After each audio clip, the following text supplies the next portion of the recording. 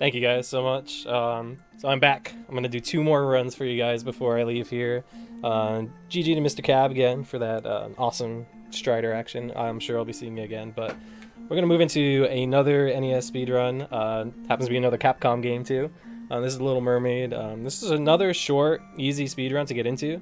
So if anyone's looking for something to kind of get their feet wet into speedrunning, like this one is perfect for it. So I'm gonna get right into it now. I'll give a little countdown here in 5, 4, 3, 2, 1, go. Alright, so this game, so all the stages are really short. There is no RNG in the stages at all. So we're holding the B button to swim faster. If you guys love, water levels, this game is all underwater. So it is fantastic. So yeah, we're holding the B button here to swim faster. Aerial moves the fastest when you're going in a straight line, so straight up and down or straight left and right. So that's what I'll be trying to do majority of the time here.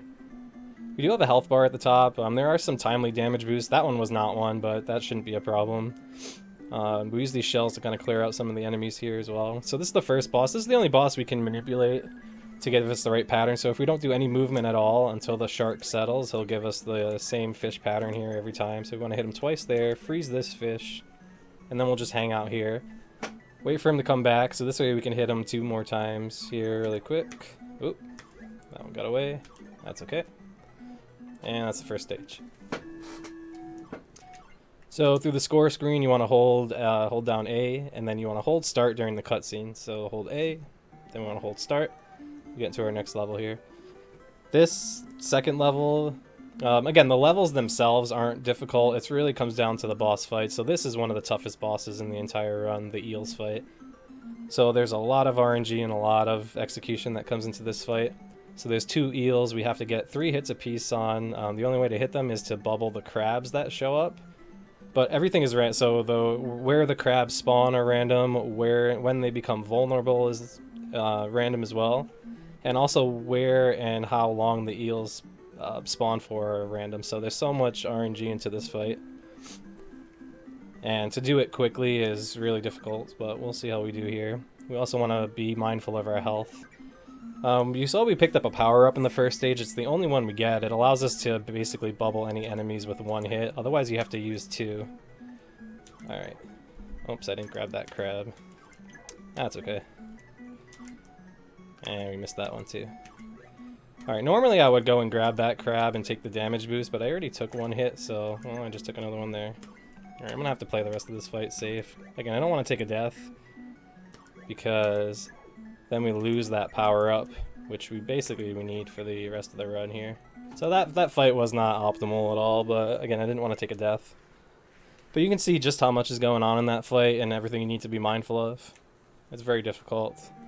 This next fight, the walrus fight, is basically the run killer. I mean, anytime you're trying to do like any sort of PB world record attempts, like this is the stopper right here, because this boss, it doesn't matter. It's all RNG with what patterns he's given you. So the walrus can either throw ice cubes or throw shells at you. You obviously want him to throw shells.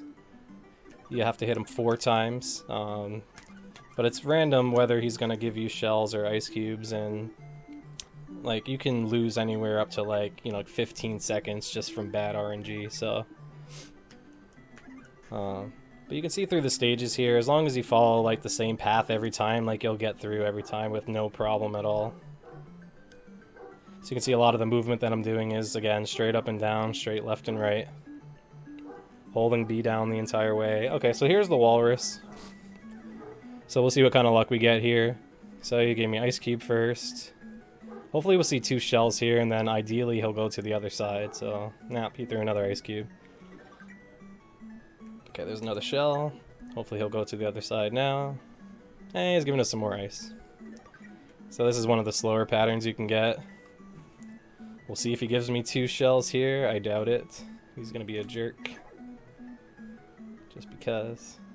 Oh, look at that. He wasn't that bad. That's still not optimal. Like, I still lost, like, let's see, like 6 seconds there. Just from bad luck. So that's one of the frustrating things about running this game at like a high level, is that you just have no control over that. So if you get bad luck, you're losing so much time that a PB or even a record is virtually impossible. So this next fight is also pretty high luck based. So it's the Seahorse. Seahorse will throw 2 items at a time or 2 enemies at a time at you. He'll either throw fish or urchins. The urchins you can't do anything with. The fish are what you want. So the best pattern is 2 fish every time. Sometimes he can throw 1 and 1, or sometimes he can just throw 2 urchins. I'm going to do an intentional damage boost here. Just to kind of get through this screen as fast as possible. So we'll see what kind of luck we get on this one. Also, shoutouts to the happy ship there. Look at how happy that ship is. Alright, so we got 2, that's good. So now we can hit him twice. We gotta hit him 5 times total. Alright, so that's not the best. I gotta be careful here, I can't take another hit. Alright, should be good. Alright, good. Alright, so he gave me 2 on the last one, so that's good. That's not a bad fight. If you do get 2 urchins, you do have to wait till at least 1 falls off the screen before he'll shoot again too. So you want to try to stand on the left side of the urchins, because they will start moving once they hit the ground. On whatever side of the urchin you were on, so. But that wasn't too bad. Alright, so this is the second to last level here. We're going to jump over these little pillars here. You can see we went through that little maze to start the level too. It's not really a maze, obviously, if you know what you're doing, but this level is a little bit difficult. It's got some tight movement here to avoid some damage and to do it fast. I'm going to play this end of this part a little safer because I always get hit by this guy, and I don't want to get hit by him again. Because I want to save all my health for the Ursula 1 fight. So this is the second to last boss here. So again, a lot of RNG here. She's going to throw 4 different items at you, either fish, seahorse. Wow, all fish. Look at that. All fish. I swear I have the best Ursula 1 luck in marathons. You want fish or seahorse? Fish or seahorse are the only ones you can bubble. If she throws urchins or if she throws starfish, you cannot do anything with those. Yeah, I remember last year's run, I got my gold split that I think I still have to this day in that first fight. So, I wish you could give me that kind of luck all the time. Alright, well, this is the final fight. So, the fish will spawn based on whatever way she moves the current. We do have to hit her 7 times in order to finish it off. Time will be on the last hit. So, the real trick here is just kind of optimizing your hits that you get in. I'm not going to be able to reach that fish. I just have to wait here. And that's time.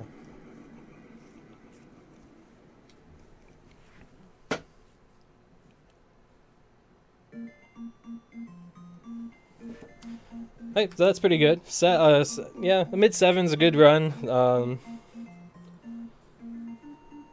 You know, anything low 7's really good run. Anything under 7 is like considered an incredible run. But it all comes down to luck. So this is I'm pretty happy with this, despite all the things that kind of was a little goofy. But anyways, that's Little Mermaid.